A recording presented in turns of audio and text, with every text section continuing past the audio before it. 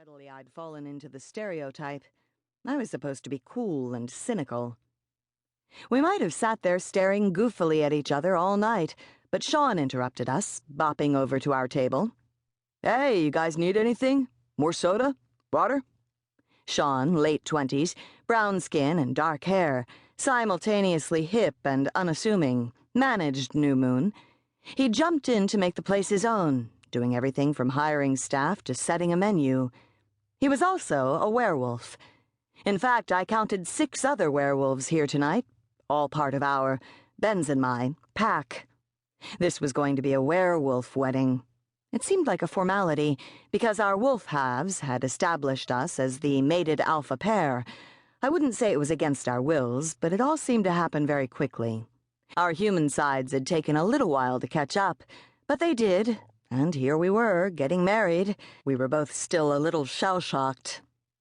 I had wanted New Moon to be a haven for people like us, neutral territory, where lycanthropes of any description could gather peacefully. So far, so good. The place had an interesting smell.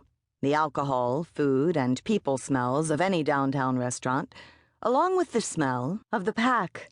Fur, musk, wild. My pack. Distinctive as a fingerprint. And because New Moon had a touch of that, it felt safe.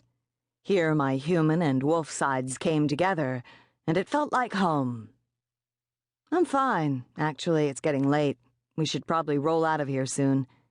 I started gathering up the mess on the table. Crouching now, Sean rested his elbows on the table and regarded the smiling faces of beautiful brides in the magazines. "You pick a date yet?"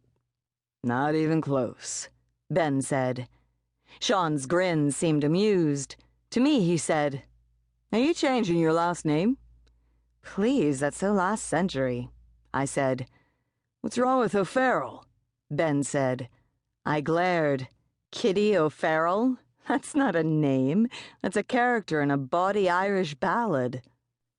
Fortunately, I didn't have to defend myself any further because they both laughed.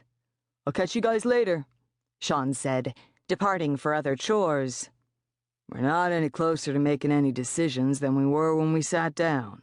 Ben now regarded the brochures and paperwork with something like hatred. "I can't make any decisions," I said. "I keep changing my mind, that's the problem." "Then why are we even doing this?" "Because you asked me to marry you, remember?" "But do we need the big production? We could just go to City Hall and fill out the paperwork." "If we did that, my mother would kill us." Mom wanted a big wedding.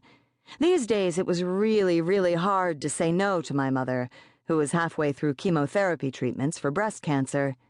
She hadn't been crass enough to drop, "I may die soon, so you'd better get married now," hints. But then, she didn't have to. She just had to look at me, and her thoughts bore into me like laser beams. "She'd understand. She's not unreasonable." "What does your mom say about it?" "She's ecstatic that I found someone willing to shack up with me at all." That left me giggling. When I thought about it, Ben was right. I didn't want a big wedding.